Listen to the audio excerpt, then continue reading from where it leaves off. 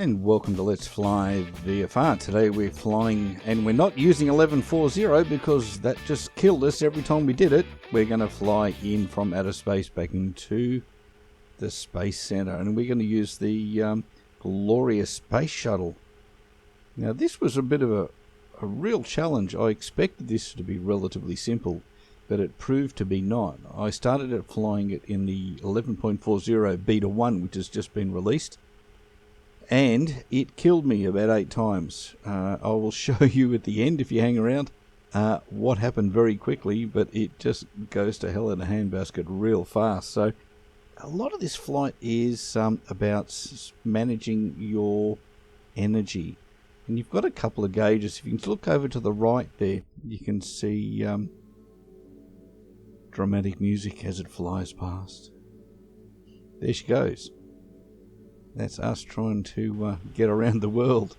But yeah, down the there's a couple of gauges that I don't absolutely understand.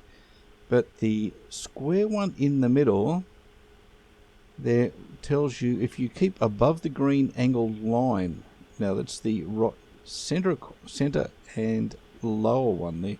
You can see a trace of little yellow dots happening there. That is our energy state. We should keep above that green line, which runs down about 45 degrees. So if we keep above that, the chances are we're going to make it, because I've got to tell you, a few times I'd landed dangerously close.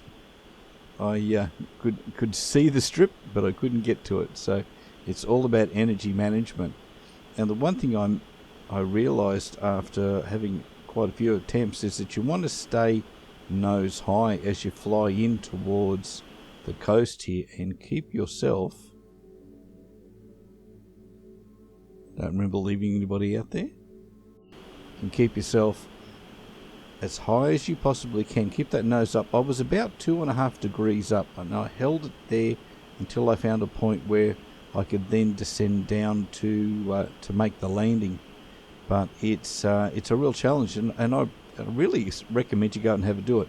But you have to do it in 11.36, 11.40, and unless they've changed it, and I did send off a report about it, it just becomes unstable at one particular point in the approach, even on the lower version, because you can do this from a full re-entry, which is going to take you quite some time. It might take you an hour to actually fly that. This one's about 12 minutes. And I've edited it a little bit, but I haven't needed to edit a great deal, I don't think. So I hope you sit with me as we go through it. Had a little fun with some graphics. I've got a new toy. You just have to excuse me. And we're going to head down and try and land this thing, get it in. Now, it's a real bugger once you get down close to the ground. It does not want to turn. But it's all about energy management again, guys, and giving yourself enough speed and height. Because you do an approach at about 20 degrees nose down. You just about fly yourself into it. Doesn't she look magnificent as we come up towards the coast? I think it would only be relevant. Oh, the good thing I should do is give you a few little details if you're not fully aware. There were 135 launches of the Space Shuttle, which is quite a few. And it could carry about 12,700 kilos into space. Payload to Earth return 14,400 kilos. Yeah, so it was able to carry quite a lot. It just didn't turn out to be as economical as they expected. Now, maybe if they had the self-landing boosters that Elon Musk now has for SpaceX, it could make it a lot better. Now, some of the techniques, there are a couple of really good videos. There's one video out there by a guy who I think actually worked at NASA, and one of the techniques they had for slowing down and losing altitude at the same time was to put themselves in pretty severe roll attitudes and just creating very shallow S's as you head towards. But I haven't found that I've needed to do that, probably because I haven't done it right. But we're getting in there, and the one thing you might notice, just pausing there a little bit, because we're travelling so damn fast, the sim can't keep up with the textures, and so I keep dropping out to the map because this was my saviour. So you can see the airport ahead of us there. And we're getting there very quickly, so you can see it down there just before where that lake is. And we're still about 40 or 50,000 feet up.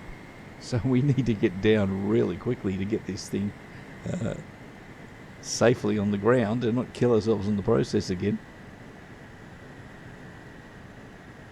They do put this down as a moderate challenge, so the full landing is just going to be nuts to do. And then you need to fly with your nose up at about 40 degrees as you make the entry so you don't burn up. There's a whole lot of stuff that you need to do. So it's actually part of the construction. It was the Lockheed Martin, so that's probably a little bit of the skunk works in operation there.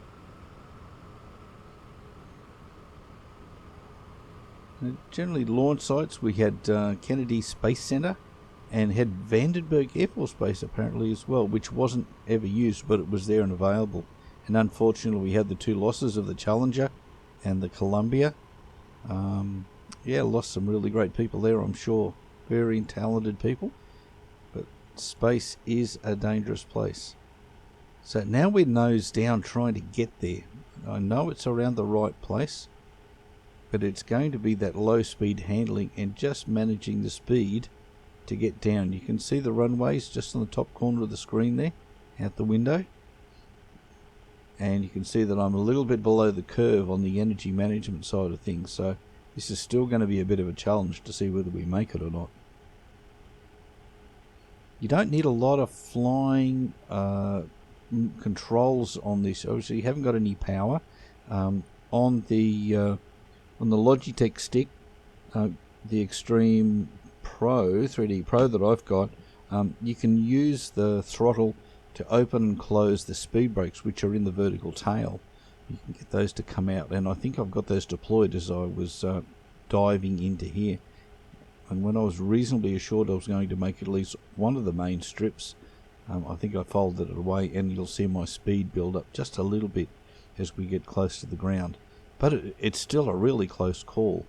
And that little yawing there is just a bit from the rudder. I was a bit concerned that it might I might lose it at that point as well. So diving in still pretty steadily.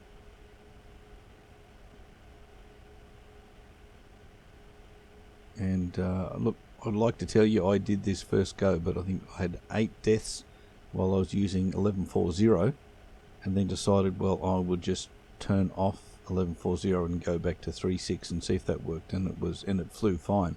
But it's still taken me probably another 8 goes or more to, about 8 goes to get to this point.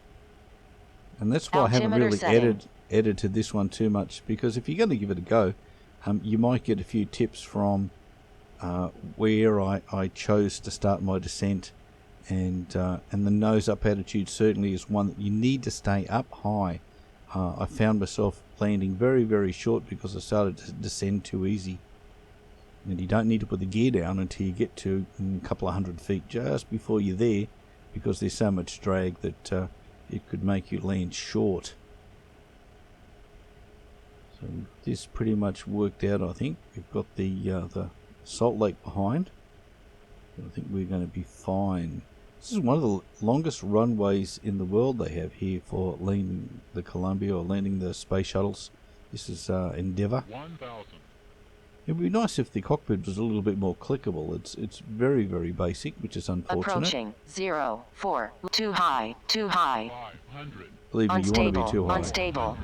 There's the gear down as we come in, and we'll start the flare. A little bit of rudder there just to straighten. 40, 30, 20, 10. And ready for a touchdown. There we go.